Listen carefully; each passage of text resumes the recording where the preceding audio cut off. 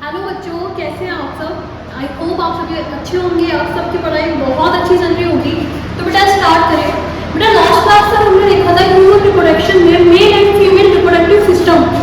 आज की क्लास में हम देखेंगे कि किस तरह से गैमेट्स का फॉर्मेशन होगा। तो बेटा आज का जो हमारा टॉपिक है वो है गैमेटोजेनेसिस। तो बेटा अगर मैं बात करूँ गैमेटोजेनेसिस की, तो यहाँ आपको दो वर्ड देखने मिलेंगे। पहला वर्ड है गैमेट और दूसरा है जेनेसिस। तो बेटा जेनेसिस वर्ड का मतलब होता है फॉर्मेशन। तो बेटा किसका फॉर्मेशन? यहाँ हम फॉर्मेशन करा रहे हैं बच्चों गैमेट्स का। तो the formation of gametes is known as gametogenesis. Okay, ये तो बात हो गई। बट अगर मैं बात करूं बेटा स्पेसिफिकली मेल्स की और स्पेसिफिकली फीमेल्स की, तो इसको क्या बोलेंगे? तो बेटा तब हम इसको नाम देंगे। अगर मैं गैमेट्स की बात कर रही हूँ बेटा मेल्स में, और यहाँ हो गया बेटा फीमेल्स। तो बेटा वो प्रोसेस जिसमें प्राइमरी सेक्स ऑर्गन, तो हमने ह्यूमन रिप्रोडक्शन में हमने पढ़ा, तो बेटा पार्ट में हमने क्या पढ़ा? हमने प्राइमरी सेक्स ऑर्गन किसको बोला? अगर मैं मेल्स की बात करूँ तो बेटा हमने प्राइमरी सेक्स ऑर्गन बोला टेस्टिस को। अगर मैं फीमेल्स की बात करूँ तो फीमेल्स में हमने प्राइमरी सेक्स ऑर्गन किसको बोला? ओवरी को। तो बेटा ठीक है, यहाँ पे मेल्स में टेस्टिस में किसका फॉर्मेशन बेटा? स्पर्म्स का।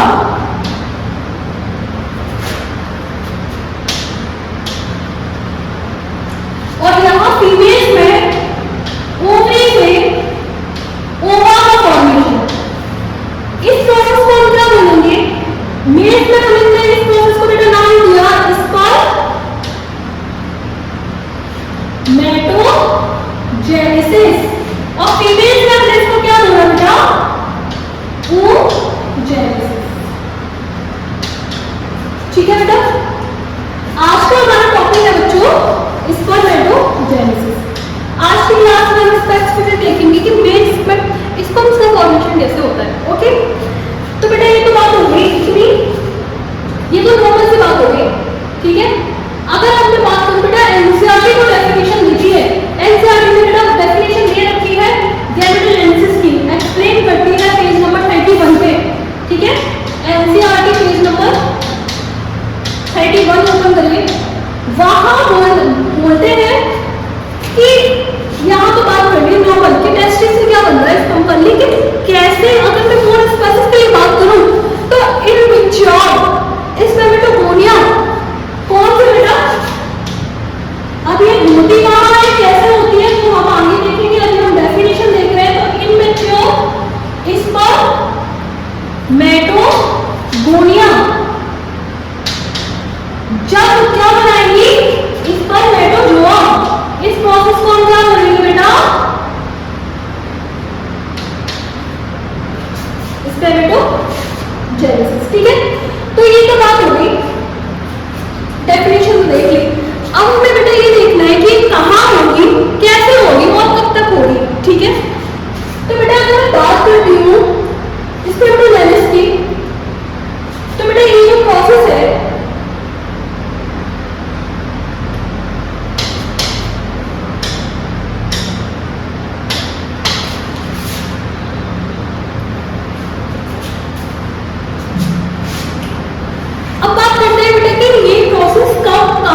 कैसे होगी। तो सबसे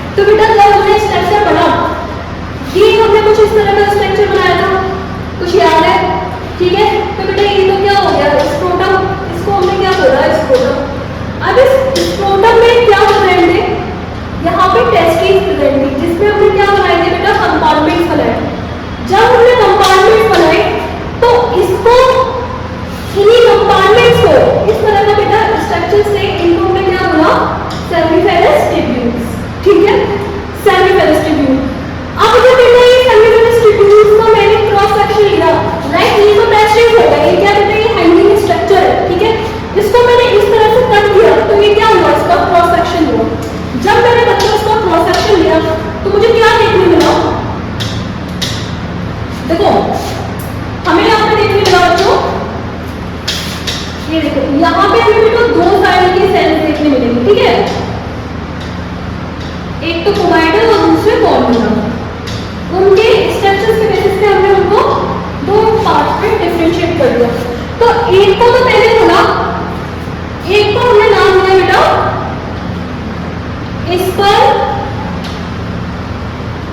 स्पर्मेटोगोनिया और दूसरे को हमने नाम दिया, ये वाला सेल हो गया बेटा सर्टोरी सेल। अब बेटा ये जो है ये हम स्ट्रक्चर इसका देख रहे हैं बेटा सेमिफेरस ट्यूब्यूल्स का, ठीक है, ये स्ट्रक्चर किसका है, सेमिफेरस ट्यूब्यूल्स का क्रॉस सेक्शन है जो आपके एनसीईआरटी में भी दिया हुआ है। अब बेटा जब हमने इसका क्रॉस सेक्शन लिया, आप एनसीईआरटी पेज नंबर देखिए 28, उस पे डायग्राम दिया हुआ है बेटा। तो जब हमने इसका क्रॉस सेक्शन लिया तो हमें यहाँ पे दो तरह के सेल्स देखने मिले, एक को हमने क्या बोला स्पर्मेटोगोनिया, दूसरे को बोला सर्टोरी सेल्स। तो बेटा ये है, ये क्या है बेटा आपके जर्म सेल्स, और जर्म सेल्स भी कैसे इनमेच्योर, ठीक है। अब ये जो सेल्स है बच्चों ये क्या करेंगे, ये रिपीटेडली क्या करते हैं माइटोटिक डिवीजन करेंगे बेटा। ये जब हमको कहीं रैपिड डिवीजन कराना है तो हम वहां क्या लगाएंगे, ऐसे सेल्स जिनमें रिपीटेडली क्या माइटोसिस करने की कैपेबिलिटी हो, हमने उनको क्या बोला जर्म सेल्स। दूसरे बेटा ये तो देख लिया कि काम करेंगे, ये बेटा फॉर्मेशन करते हैं किसका, स्पर्म्स का, okay that is okay. But ये दूसरे सेल्स क्या कर रहे हैं, तो बच्चों ये जो दूसरे सेल्स है इनका काम रहता है कि इसने ये स्पर्म्स तो बना लिए, ठीक है, बट इनको ध्यान रखने का, न्यूट्रिशन देने का, ये सारा काम कौन करेगा। तो उस काम के लिए जो रिस्पॉन्सिबल था उनको न्यूट्रिशन देने के लिए ये बना के बेटा छोड़ देगा, बॉल लाइक स्ट्रक्चर छोड़ देगा। अभी इसके पास टेल नहीं है, लेकिन अगर आप मैच्योर स्पर्म की बात करें तो उसमें टेल होनी चाहिए। ये तो फीमेल जेनेटिक ट्रैक में किस तरह से वो कैसे जाएगा, ओवा के पास कैसे पहुंचेगा, तो उसकी मोबिलिटी के लिए हमें क्या चाहिए, टेल चाहिए, ओके। वो टेल भी चाहिए, दूसरी बात क्या है कि उनको बड़े होने के लिए, इमेच्योर से मैच्योर होने के लिए क्या चाहिए, न्यूट्रिशन भी चाहिए। तो वो न्यूट्रिशन प्रोवाइड करता है बेटा कौन, सर्टोरी सेल्स। अब एक और चीज आपको याद रखनी है, और बेटा यहाँ से क्वेश्चन भी आता है कि एक स्पर्मेटोगोनिया, अगर मैं बात करें यहाँ पे बेटा वन स्पर्मेटोगोनिया कितने स्पर्म बनाती है, 4, ठीक है। आगे अगर 4 बनाएंगे तो समझ आएगा। तो एक बात बताओ, एक अगर 4 बना रही है, ठीक है, तो अगर मैंने आपको यहाँ पे 25 दिए, ठीक है, 25 दिए, तो बेटा 25 स्पर्मेटोगोनिया कितने बनाएंगे, 25 को मल्टीप्लाई करिए 4 से कितना आएगा बेटा 100। तो एक स्पर्मेटोगोनिया कितने की बात करिए, कितने स्पर्म्स फॉर्म करेंगे बेटा 100, ओके। तो ये बात हो गई। अब हम देखते हैं कि ये प्रोसेस स्टार्ट कब हो रही है और एंड कब हो रही है, ठीक है। तो बेटा देखो मेंस में तो कोई बड़ी बात नहीं है, ठीक है, बड़ा सिंपल सा है। स्टार्ट कब होगी, at the age of puberty, okay. अगर एक बार स्टार्ट होगी बच्चों, मेंस में अगर स्पर्मेटोजेनेसिस एक बार स्टार्ट हो जाती है वो थ्रू ऑफ लाइफ चलती है, चाहे फिर वो मेल कितने का हो, 50 साल का हो, 60 साल का हो, ठीक है, चाहे वो 20 साल का हो। हम ये तो कह सकते हैं कि नंबर्स का हो सकता है, ठीक है, लेकिन बंद नहीं हो सकता, ठीक है। हम ये कह सकते हैं कि स्पर्म का प्रोडक्शन कम हो रहा है, पर हम ये नहीं कहेंगे कि स्पर्म प्रोडक्शन बंद हो गया।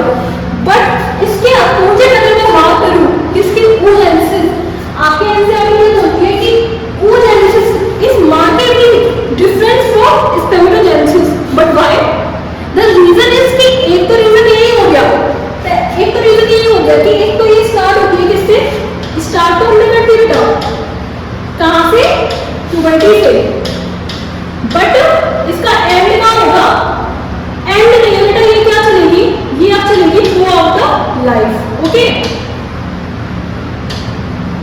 Through out the life. But अगर मैं बात करूं oogenesis की, तो बेटा oogenesis स्टार्ट हो जाती है इंट्रायूटेरल लाइफ में। इंट्रायूटेरल लाइफ में स्टार्ट होने के बाद क्या रहेगी, कुछ टाइम तक, मतलब वो फीमेल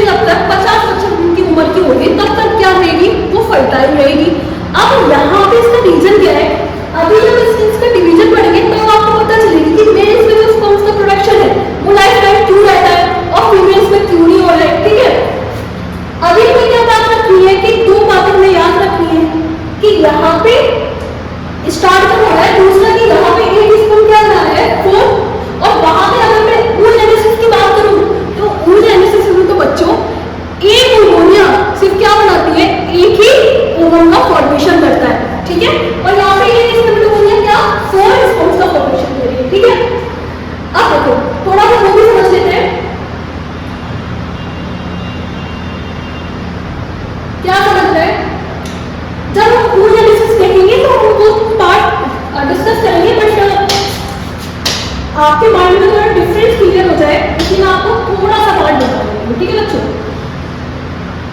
ठीक है। अगर बच्चों मैं बात कर रही हूँ यहाँ पे किसकी, oogenesis की, तो oogenesis जो स्टार्ट हो रही है बच्चों, oogenesis को मैंने डिफाइन किया कैसे, स्टार्ट और एंड। तो बेटा स्टार्ट तो कब हो रही है, इंट्रायूरिन लाइफ में स्टार्ट होने की बात क्या है कि प्रोसेस हॉल्ट हो जाती है, अरेस्ट बोलते हैं जिसको, अरेस्ट होने की बात कभी है रीस्टार्ट होगी आफ्टर बर्थ, ठीक है। तब हम बोलते हैं कि कब से स्टार्ट होगी, प्यूबर्टी से। तो अगर मैं नॉर्मल बात करूं तो यहाँ पे भी क्या बात हो रही है, प्यूबर्टी से, और जब स्टार्ट होगी उस पार्ट को हम क्या बोलते हैं बेटा, मीनाक। और बेटा मीनाक क्यों बोला, मीनाक में क्या होगा बच्चे, जब किसी बच्ची का, जब किसी फीमेल का पहली बार जब मेंस्ट्रुअल साइकिल होगा उसको हमने क्या बोला, मीनाक। अब बेटा मेंस्ट्रुअल साइकिल क्या है, मेंस्ट्रुअल साइकिल को हम क्या बोलते हैं, रिप्रोडक्टिव साइकिल भी बोलते हैं। और ऐसा क्यों बोल रहे हैं कि बेटा फीमेल्स में मेंस्ट्रुअल साइकिल का आना ये साइन है कि वो अब क्या कर सकती है, वो फर्टाइल है, वो रिप्रोड्यूस कर सकती है, ठीक है। तो यहाँ पे क्या बोल दिया हमने, फर्स्ट मेंस्ट्रुअल साइकिल। और बेटा ये एंड तो हो जाएगी, ये एंड हो जाएगी बच्चों 15 इयर्स अप्रॉक्स। यहाँ अगर मैं बात करूँ तो ये जो बात हो रही है मीना की जो एज है वो क्या है बच्चा, 11 से लेके 13 साल तक। मीना जो बेटा एंड होती है तो इस पीरियड को हम क्या बोलते हैं, मीनोपॉज, ठीक है।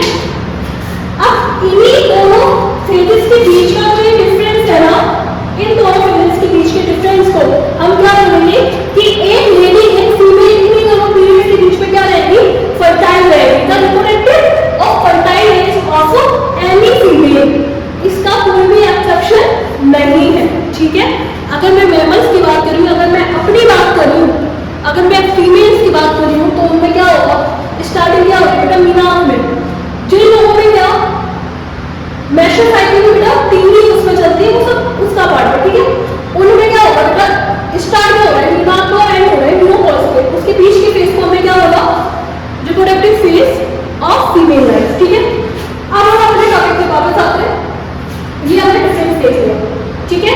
अब हम देखते हैं बच्चों, ये क्वेश्चन याद रखना कि ये प्रोसेस हमें मेंस में लाइफ टाइम क्यों चल रही है, आगे इसका आंसर पता चलेगा, ठीक है।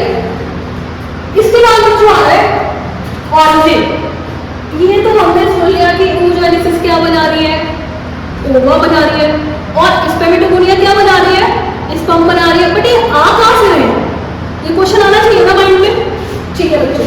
तो इसका आंसर ये है कि जब मैंने बोला कि बच्चों मुझे क्या बनाने हैं, स्पर्म्स बनाने हैं, और फीमेल्स को मुझे क्या बनाने हैं, ओवा बनाने हैं, तो इनका मैंने ऑरिजिन आपको बोल दिया, इनका मैंने आपको ऑरिजिन बोला कि यहाँ तो बच्चा क्या कर दो, स्पर्मेटोगोनिया कर दो, और नीचे oogonia कर दो, ठीक है। डेट इज फाइन, ये क्या बना देंगे, बना दिया मैं। अब इसके बाद क्या करें, इसके बाद बच्चों आपको करना है कि इन दोनों का जो ऑरिजिन है वो सेम है, दोनों एक ही ऑरिजिन से बोलते हैं, इनको हमने क्या बोला बच्चों, प्रीमोर्डियल जर्म सेल्स, ठीक है। इन्हीं को हम बोलते हैं बेटा पीजीसी सेल्स। अभी थोड़ा अटपटा सा लग रहा है कि ऐसे कैसे, कि ये तो भाई स्पर्म्स बनाएंगे, ये ओवा बनाएंगे, तो इन दोनों का ऑरिजिन कैसे सेम हो गया। तो इसका भी बेटा एक रीजन है कि इनको तो हमने बना दिया पीजीसी से, लेकिन ये पीजीसी भी किससे बने, तो बेटा ये जो पीजीसी है ना, इनका फॉर्मेशन, इनका जो ऑरिजिन है बच्चों, ये पीजीसी सेल्स जो बने हैं ना, इसको हम बोलते हैं कि ये जो सेल्स है ये है एक्स्ट्राकोर्डियल ऑरिजिन। अब ये क्या बात हो गई, अब ये एक्स्ट्राकोर्डियल वर्ड कहाँ से आ गया, इसका क्या मतलब है, तो बच्चा इसका मतलब है, देखो अगर मैं इसको ये बोलती कि इंट्राकोर्डियल है, तो इंट्राकोर्डियल का मतलब क्या होता कि इसका जो, अगर इसका जो ऑरिजिन है वो टेस्टिस के अंदर ही हुआ होगा। अभी हम स्पर्मेटोजेनेसिस बात कर रहे हैं तो उसी के रेफरेंस में बात करेंगे। अगर मैंने यहाँ पे बोल दिया होगा कि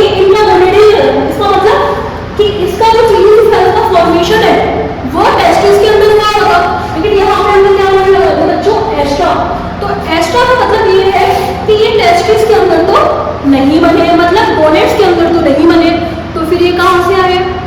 तो बेटा ये जो आए हैं इनका जो ऑरिजिन है उसके लिए मैं आपको एक बात बताऊं कि जब इस टॉपिक के बाद जो हमारा टॉपिक स्टार्ट होगा वो है embryonic development, gametogenesis and fertilisation. Fertilisation के बाद हम देखते हैं एम्ब्रियोनिक डेवलपमेंट। तो बेटा उस टॉपिक में हम देखते हैं कि मॉड्यूला, ब्लास्टुला, गैस्ट्रुला किस तरह से ये डेवलपमेंट चलता है। तो यहाँ जाइगोट बनने के बाद यहाँ वहाँ आप एक स्ट्रक्चर देखोगे, इस तरह का कुछ आपको स्ट्रक्चर देखने मिलेगा, ठीक है। और ये स्ट्रक्चर में आपको अब यहाँ पे इसके अंदर आप बना लीजिए, ये हो गया बेटा सेल्स, ठीक है।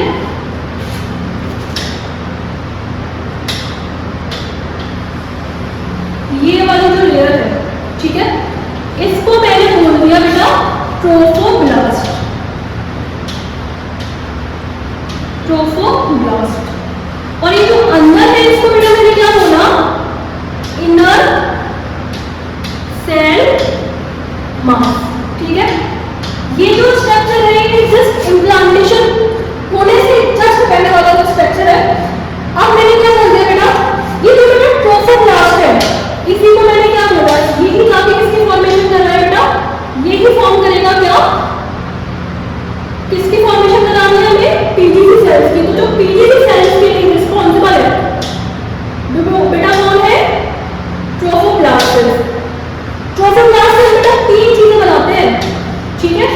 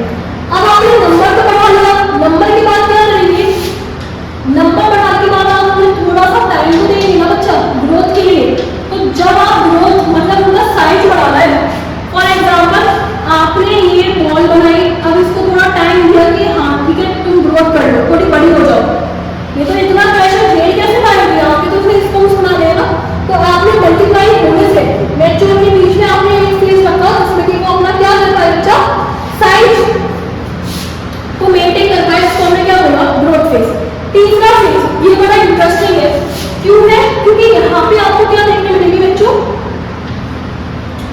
मियोसिस। अब बच्चों जो मियोसिस है ना, मियोसिस आपने सेल साइकिल में पढ़ा होगा, नहीं भी पढ़ा तो मैं आपको इतना बता देती हूँ जितना इस टॉपिक के लिए आपके लिए इंपॉर्टेंट है, ठीक है। तो बेटा मियोसिस में हम क्या करते हैं कि मियोसिस के बच्चों दो फेज है, ठीक है।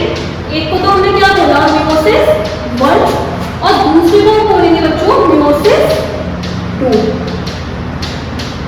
ठीक है। हमें अपने टॉपिक के हिसाब से इतना याद रखना है, देखो कितना, अगर बच्चों में माइटोसिस की बात करूं तो ये वाला जो डिवीजन है ना, आपने पढ़ा होगा, ये जो डिवाइड करेगा इसको आप बोलते हैं इक्वेशनल। इक्वेशनल का मतलब होता है इक्वली, ठीक है। फॉर एग्जांपल मैंने आपको कुछ फोटोकॉपी करने दी तो ये सेम वैसा ही कॉपी बनाएगा, ठीक है। ये कुछ भी चेंजेस आपको माइटोसिस में नहीं देखने मिलेंगे। अगर मैं इसके अपोजिट की बात करूं मियोसिस की, तो बेटा मियोसिस में हमें दो फेज देखने मिल रहे हैं, एक तो मियोसिस 1 और मियोसिस 2। मियोसिस 1 बड़ा इंटरेस्टिंग है, क्यों? क्योंकि इसको हम क्या बोलते हैं, रिडक्शनल डिवीजन। एनसीईआरटी ने जस्ट मियोसिस लिखने के बाद ब्रैकेट में लिख रखा है क्या, रिडक्शनल डिवीजन। तो ये आपको वर्ड याद रखना है कि मियोसिस में भी क्या, मियोसिस 1 क्या है, रिडक्शनल डिवीजन। अभी यहाँ पे क्यों हो रहा है, कैसे हो रहा है, वो अभी हम देखेंगे, ठीक है। और मियोसिस सेकंड को हम क्या बोलते हैं कि वो सेम है किसकी तरह, माइटोसिस की तरह, ठीक है।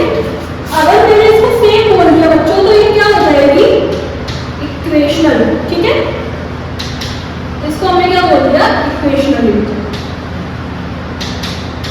अभी ये तो पता चल गया, अब मैं आपको एक एग्जांपल से समझाती हूँ, ठीक है, ठीक है। चलो बड़ा इजी है, इतना याद रखना है, उन जेनेसिस कंटीन्यूअस दोनों समझ आ जाएंगे, ठीक है। चलो कैसे, वो बेटा ऐसे देखो क्या हुआ, इक्वेशनल में अगर मैं बात करूं तो आपने फॉर एग्जांपल कितना लिया, 2n लिया, ठीक है। और 2n लिया तो बेटा जब ये डिवाइड होगा 2n तो ये कितना बनाएगा, इक्वल रखना है, कोई छेड़छाड़ी नहीं करनी है, तो क्या बनेगा बेटा 2n बनेगा, ठीक है। दूसरी तरफ अगर मैंने बात करी, मैंने क्रोमोसोम नंबर कितनी ली है, 46, तो ये 46 का नेक्स्ट जनरेशन में डिवाइड होने के बाद ये कितना पास करेगा बेटा, 46 ही पास करेगा, ठीक है, ओके। उसके बाद है, अगर मैं रिडक्शन की बात कर रही हूँ तो रिडक्शन में मुझे क्या कर देना है, इसका हाफ कर देना है। तो अगर मैंने इसको 2n दिया डिवाइड करने को, तो मुझे डिवाइड करके क्या देगा बेटा, n देगा, ठीक है। आधे नंबर से रिड्यूस कर दिया। वैसे ही अगर मैंने इसको 46 दिया है तो ये मुझे कितना देगा बेटा, 23। अब 23 और n तो कर दिया, लेकिन एक चीज याद रखनी है कि अब ये नहीं करना है कि मैम मियोसिस को आपने रिडक्शन डिवीजन बोला तो हम इसको भी आप क्या करेंगे, नेक्स्ट इसमें n/2 कर देते हैं, ऐसा नहीं करेंगे। n/2 नहीं होता बेटा, इसको आप अराउंड 0.5 मत कर देना। क्यों नहीं करना है, क्योंकि मैंने क्या बोला, मियोसिस सेकंड क्या है, सेम है किसकी तरह, माइटोसिस की तरह। और याद रखना है कि ये माइटोसिस क्या कर रही है, इक्वल डिवाइड कर रही है। तो नेक्स्ट जनरेशन में आपने इसको क्या दिया, आपने क्या दिया, नेक्स्ट डिवीजन में आपने इसको n दिया, तो बेटा ये क्या देगी आपको, n ही देगी। 23 से डिवाइड करके दे रहे हो तो 23 से कितना मिलेगा बेटा, 23 प्रोटॉन मिलेंगे, ओके। तो ये क्या होता है बेटा, फेजेस देखिए, फेजेस में हमने डिफरेंस देख लिया कि किस तरह से माइटोसिस और मियोसिस वर्क करती है, ठीक है। अब क्या करना है, अब देखो ये जो मियोसिस और माइटोसिस होएगा तो oogenesis और स्पेमेटोजेनेसिस में दोनों में सेम तरह का ही काम करती है, ठीक है। और फेजेस भी सेम रहेंगे।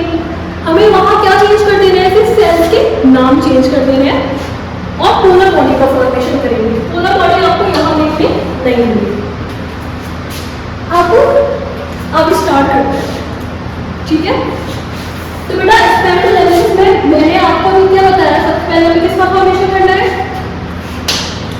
Nest phase.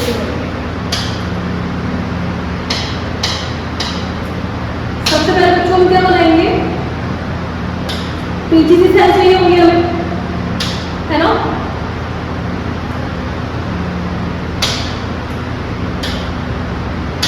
चलो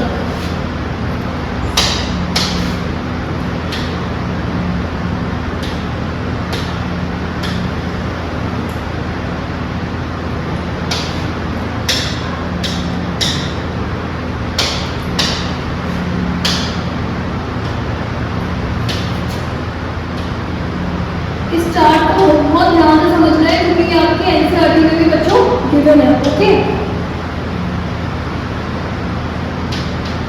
क्या हो गया स्पर्मेटोजेनेसिस। ठीक है, इसको कराने के लिए सबसे पहले मुझे क्या चाहिए होगा, सबसे पहले मुझे चाहिए primordial cells. Okay, primordial cells को मैं क्या बोला बच्चों, पीजीसी सेल्स। ठीक है, पीजीसी सेल्स से हमने क्या बनाया था,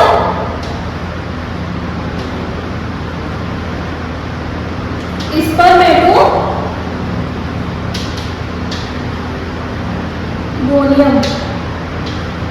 ठीक है, गोनियम बना दिया।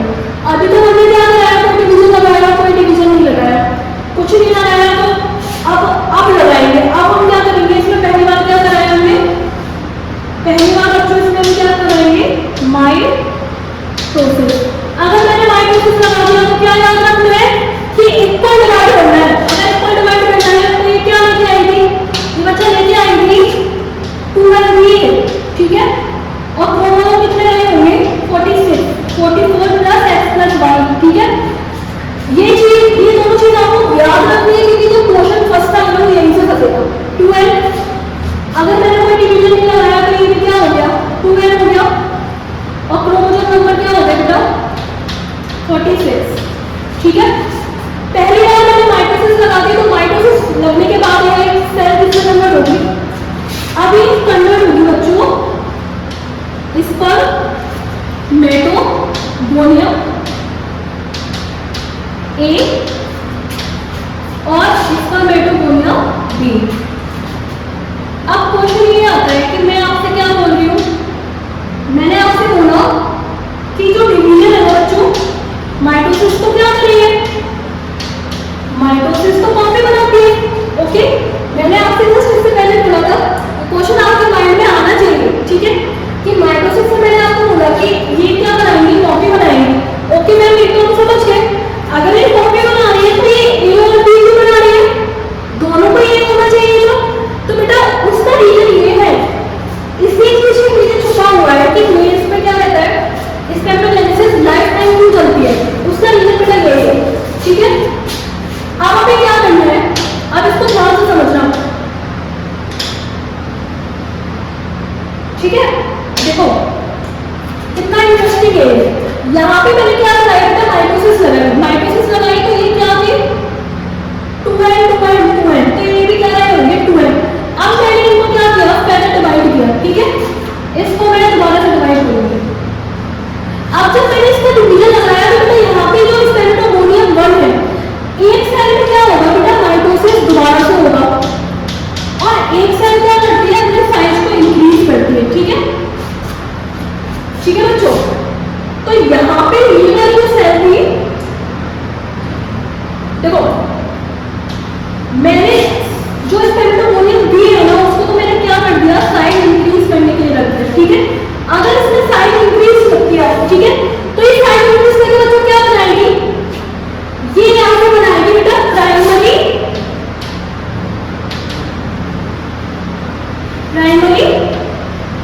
स्पर्मेटोसाइट्स। अब इस टॉपिक में एक चीज और याद रखनी है कि जो ये सल्फिक्स यूज हो रहा है ना,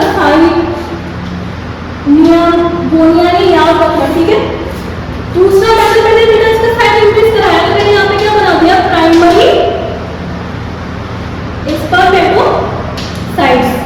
ठीक है, अब बात हो रही है कि मैंने साइज इंक्रीज करके तो क्या बना दिया, प्राइमरी स्पर्मेटोसाइट्स, बट इनका क्या हुआ, जिनका माइटोसिस हुआ तो माइटोसिस करके उन्होंने दोबारा से क्या बनाया बच्चों, वो दोबारा से 2 टाइप के सेल्स में कन्वर्ट हुए।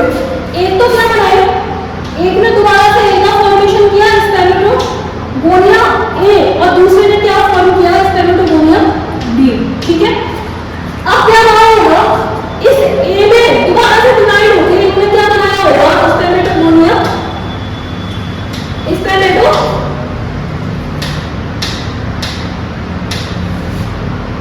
इन्होंने दोबारा बच्चों क्या बनाया होगा, स्पर्मेटोगोनियम ए, और इसने दोबारा क्या बनाया होगा, स्पर्मेटोगोनियम बी। ठीक है, तो इस तरह से डिवीजन चला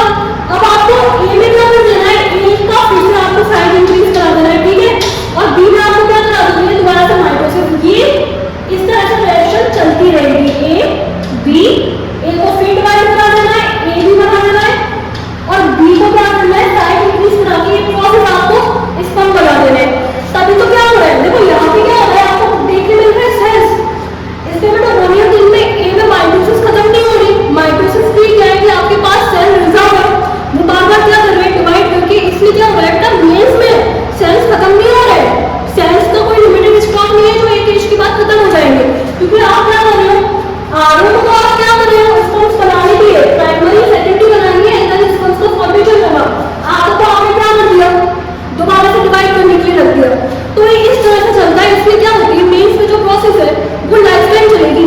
और फीमेल्स में ऐसा नहीं देखने को मिलता। फीमेल्स में at the time of birth female में जितने एग है ना वही कंजर्व रहते हैं पूरे लाइफ टाइम के लिए, और एक टाइम के बाद क्या हो जाते हैं, वो फिनिश हो जाते हैं। इसलिए क्या रहता है कि एक टाइम के बाद उनमें पीरियड्स मतलब मेंस्ट्रुअल साइकिल आना बंद हो जाती है, उनकी जो फर्टिलिटी रिप्रोडक्टिव एज है वो फिनिश हो जाती है। ठीक है, अब यहाँ अभी हमें मतलब क्या है, ये आपको समझ में आया। इसको ऐसे कर दे रहा है हमें डी का डिवीजन अब आगे बढ़ा दे रहा है। ठीक है, ठीक है, डिवीजन आगे बढ़ाने के पहले हम अपनी सेल को क्रोमोसोम मेंटेन करते हैं। आपने माइटोसिस लगाया, इसका मतलब क्या हुआ है, अभी तक 44 ही है क्रोमोसोम। ठीक है, प्राइमरी में आपने क्या कराया, साइन बढ़ाया है। यहाँ पे भी क्या रहेंगे, प्राइमरी 2n रहेंगे, 44 प्लस x प्लस y। अब आएगा ट्विस्ट। अब ट्विस्ट क्या है इसमें, देखो अब ट्विस्ट ये है।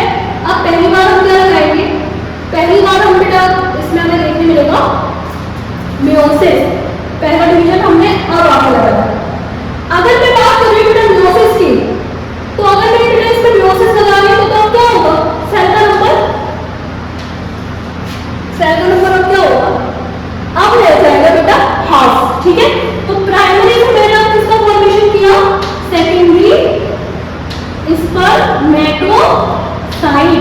ठीक है, सेकेंडरी स्पर्मेटोसाइट्स। ठीक है, जब मैंने प्राइमरी से सेकेंडरी स्पर्मेटोसाइट्स का फॉर्मेशन किया और मैंने डिवीजन यहाँ पे लगा दिया है कि मियोसिस 1, तो मियोसिस 1 तो क्या होगा, रिडक्शन कराएगा। तो अब आपको याद रहना चाहिए, अगर तुमने रिडक्शन करा दिया तो 2n से कितना कर दिया, 2n से बेटा मैंने यहाँ कर दिया है तो n। ठीक है, n। अब क्रोमोसोम का नंबर क्या रख दिया, यहाँ पे क्रोमोसोम नंबर कर दिया 22 प्लस y, और इधर क्या कर दिया 22 प्लस x। ठीक है, अब इसमें फाइनल डिवीजन चलेगा, क्योंकि अभी क्या रह गए, एक माइटोसिस को सॉरी एक मियोसिस को रह गई है ना, हमें दो मियोसिस करानी है, तो ठीक है अब दूसरी मियोसिस कराएंगे। ठीक है, अब कराओ दूसरी मियोसिस। मियोसिस 2 क्या है बच्चों, मियोसिस 2 आपको याद रखना है कि वो कैसी है, सेम एज इसी की तरह है ना, माइटोसिस की तरह। तो जब वो माइटोसिस की तरह है तो आपको क्या नहीं करना है, रिडक्शन नहीं कराना है, इक्वल डिवाइड कराना है। ठीक है, तो यहाँ पे आप इक्वल डिवाइड करेंगे, मतलब 23 से आपको 23 पास करने n से n बनाना है। ठीक है, तो आपने क्या बना दिए, n नंबर से ये जो मैं बॉल लाइक स्ट्रक्चर बना रही हूँ बेटा, ये क्या है, ये सब क्या है, इस पर ओके। अब ये जो स्पॉन्जिट्स है ना, ये क्या है, बॉल लाइक स्ट्रक्चर है। अभी इनके पास टेल नहीं है। ओके, जब इनके पास टेल नहीं है, बट मैंने आपको शुरू में बताया मुझे क्या चाहिए, जब हम सर्कुलरी सेल पढ़ रहे थे हमें क्या चाहिए, हमें तो फर्जाइल है ना, क्या चाहिए, टेल चाहिए, फ्रेंचुला चाहिए फॉर द मूवमेंट, है ना। अब क्या होगा बेटा, हमने इसको क्या कराया, इसको कन्वर्ट कराएंगे अभी। ठीक है, चलो अब जब ये कन्वर्ट होंगे, इनको मैंने क्या करूंगी, मैं इनको स्पॉन्स में कन्वर्ट करूंगी, इसको अभी फाइनली हमने क्या कर दिए, वो वाले स्पॉन्स बना दिए, इनके पास क्या है, टेल भी है। यहाँ आपको क्या याद रखना है कि मैंने आपको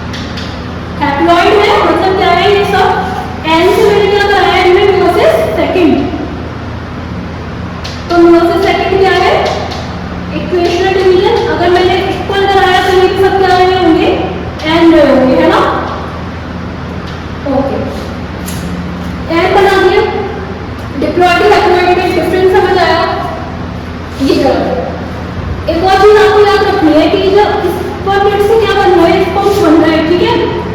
इस प्रोसेस को हम क्या बोलेंगे, इस कन्वर्जन को हम क्या बोलेंगे बच्चा, इस कन्वर्जन को, इसको हम, इस प्रोसेस को हम बोलते हैं स्पर्मियोजेनेसिस,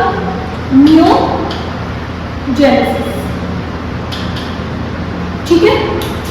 अभी एक पॉइंट छूटा है, आपको याद आया, वो फेज कहाँ लगा है, अब हम यहाँ पे फेज लगा रहे हैं, ठीक है। तो मैंने आपको स्टार्टिंग में क्या बताया था कि बेटा क्या है, 3 फेज है। तो बताओ मुझे, पहला फेज आपको क्या देखने मिला, जिसमें आपको ग्रोथ करवाई आपने, तो वो क्या होगा बेटा, वो फेज कैसा हो रहा है जिसमें मेयोसिस 1 हो रही है, हमने किसमें लगाई थी बेटा, मल्टीप्लिकेशन फेज में, ठीक है। तो अगर ये सेल्स यहाँ मल्टीप्लाई कर रहे हैं तो उसको हमने क्या बोला, मल्टीप्लिकेशन फेज। इसमें हमें क्या कराना है बेटा, नंबर को इंक्रीज कराना है। दूसरी यहाँ पे आप साइज इंक्रीज करा रहे हैं, उस फेज को आप क्या बोलेंगे बेटा, दूसरा क्या हो गया, ग्रोथ फेज। अब उसके बाद जितना ही बचा हुआ है बच्चों, वो क्या है आपका, मैचुरेशन फेज। अब यहाँ पे एक पॉइंट है कि इन तीनों फेज में से सबसे लॉन्गेस्ट फेज कौन सा है, तो बेटा इस तीनों फेज में से सबसे लॉन्गेस्ट फेज जो है वो है मैचुरेशन फेज। वो आपको देखने से भी समझ आना चाहिए, बट उसका रीजन ये नहीं है कि ये इतना ज्यादा लिखा हुआ है तो इसलिए वो लॉन्गेस्ट है, ऐसा नहीं है। वो ऐसा इसलिए है क्योंकि यहाँ पे आपको क्या देखने मिल रहा है बच्चों, म्योसिस 1 और म्योसिस 2 देखने मिल रही है। तो म्योसिस की वजह से ये क्या है, लॉन्गेस्ट फेज है, ओके। तो ये तो क्या हो गया, तीनों फेज देख लिया हमने। अब तो यहाँ पे क्वेश्चन कैसे फ्रेम होते हैं, है ना, क्वेश्चन सॉल्व होने चाहिए। पहला तो आपसे मैंने आपको पहले बता दिया कि एक एक्सपेरिमेंट होने के लिए रिस्पॉन्स बना लिया बेटा, 4 का फॉर्मेशन करेंगे, ठीक है। दूसरा क्वेश्चन यहाँ पे क्या आ रहा है, सबसे इंपॉर्टेंट, और क्वेश्चन भी यही लगाता है कि इनके हैप्लॉइड और डिप्लॉइड, ठीक है। तो ये पूछेगा कि सबसे म्योसिस 1 कहाँ होगी, तो म्योसिस 1 आपने कहाँ लगाई थी बेटा, म्योसिस 1 आपको कहाँ देखने मिल रही है, जब प्राइमरी स्पेर्मेटोसाइट्स में कन्वर्ट हुए सेकेंडरी स्पेर्मेटोसाइट्स में, ठीक है। अब इसमें ये दूसरा क्वेश्चन ये आता है कि आप ये बताइए, ये तो हो गया कि आपको 4 दे देगा, उसमें से आपको फाइंड करना है कि आप इसमें बताइए N कौन है, 2N कौन है, ठीक है, ठीक है।